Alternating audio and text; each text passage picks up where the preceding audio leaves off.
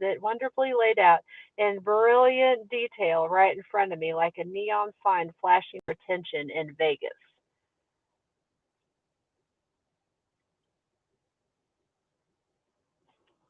A loud banging of my apartment door startles me mid-drink, nearly causing me to spit out my coffee, yanking my attention away from the newspaper. What the hell, I mutter, placing my mug down carefully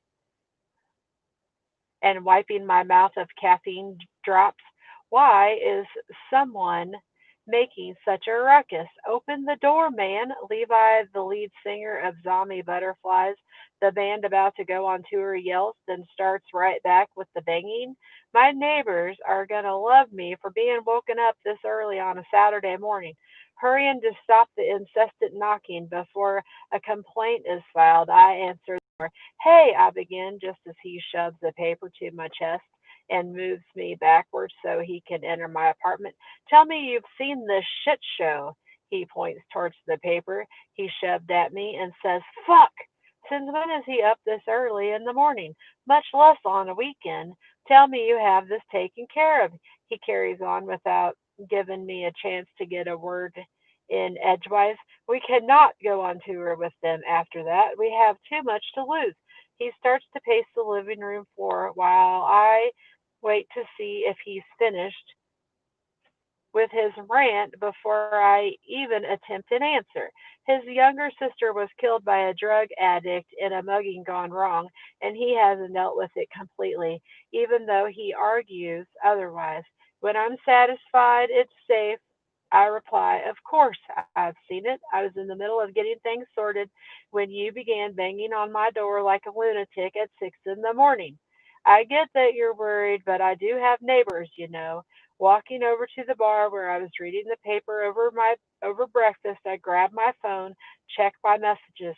Sorry, he mumbles and walks over to me. What's the plan? He asks, taking an empty seat at the bar. I understand his concern, but freaking out like this isn't going to help at the moment. I am not exactly thrilled about the situation either. Someone should have called me last night to warn me as courtesy. However, I've managed to remain calm barely. Look, I know drug use is a sensitive issue with you and the guys. I pause to make sure he's really listening. But you have to trust me. I do, we do. It just hit me from out of nowhere, and Kit too. Kit and Levi's sister Macy had just begun dating after crushing on each other for over a year when she was killed in a robbery gone wrong. Some unknown tweaker attempted to mug Macy and a friend as they left work one night, shooting her in a panic when some random car alarm went off nearby. The friend was left unharmed and clinging to Macy's lifeless body. When they found the shooter dead in an alley a few blocks over, police determined he was strung out more on more drugs than thought possible and died from a heart attack. That has left Levi and Kit, as well as the entire band, with unresolved grief and anger and vehement hatred for drug use. Their contract even reflects that view when it comes to musicians they work with. They don't tolerate it. I could never blame them for feeling this way. I get it. I squeeze his shoulder in sympathy. Go back to your hotel, try to relax for the rest of your day off, and I will get everything sorted and we'll meet later this evening. I don't know if we can do that, Aiden. Everyone's already worked up over this. Bad press is the last thing we need right now before we go out on tour. Of course, it won't be easy, but you can trust me and the label to make things right. You know you can. I guess there's nothing I can really do about it on my own, he sighs, shoulders slumping in defeat. Like this, he looks so much younger than the 28 he is. Exactly, I agree, with a pat on his back. Let me handle this, is what I do. Okay, have I ever failed you before? He shakes his head reluctantly. Then just give me some time to get things handled right. It's just hard thinking about what happened to Macy, even if it was 6 years ago. I can't even imagine.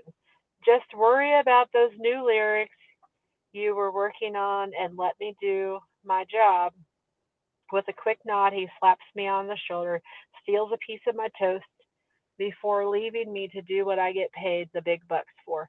Glancing at the paper one more time to make sure I have all the details, I settle down at the bar, form a battle plan on how to approach the label with a solution to this clusterfuck. Just another day at the office, I mutter and retrieve my cell, scrolling through my contacts for the right person, praying silently that my coffee kicks in very soon in order to make it through this call. I take a deep breath and hit send. Time to get busy. These are your options, my boss tells me when we're in his office discussing the mess that's been dropped upon us. It's too late to postpone the tour, and these are the only bands that we have that are head in agreement. I think we all knew that, but it is what it is. Madness and genius dance on a razor's edge. Taking the demo DVDs in hand, I slowly flip through them, discounting each one as a suitable option. As he continues, I know how important this tour is, but we don't have much time to get everything in motion. So talk it over with the guys. Let us know first thing in the morning. That's all I can give them. We need to make announcements, tick adjustments. You know the drill. Nodding, I stop looking through the stack and turn my attention to him. Yes, sir, I understand perfectly.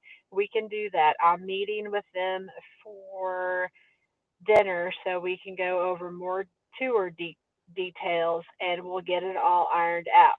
Good deal. We stand at the close of our discussion and walk to the door, shaking hands to end our meeting. We go our separate ways. Pulling out my phone in the elevator, I type out a message to Levi to relay to the group what I've been able to do. Listening to demos tonight for replacement. Be prepared for a long evening.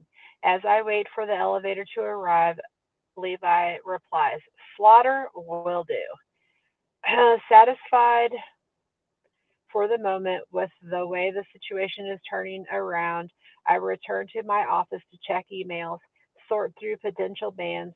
Any time I can spend now to narrow down the list before the band listens to them will be worth it later. None of us want to actually spend all night solving this problem.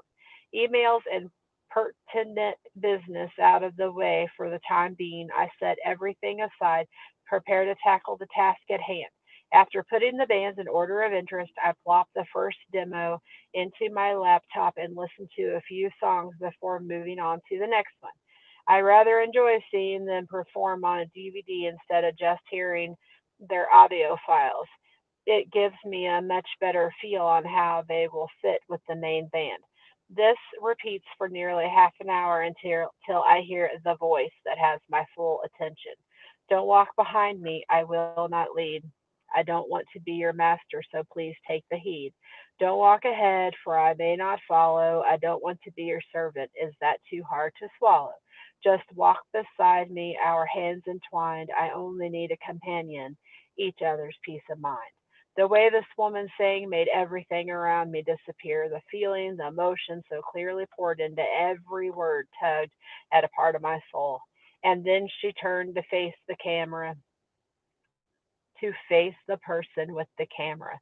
The sight of her beautiful face has me leaning forward in my chair to get a better look at her. Her warm green eyes seem to sparkle as she sings about finding the companion. Her wavy golden blonde hair sways as she moves in time to the beat of the song. Who are you? I ask the woman on the screen before me, then fumble around for the case with the group information on it. Scanning the insert, I come across the list of band members.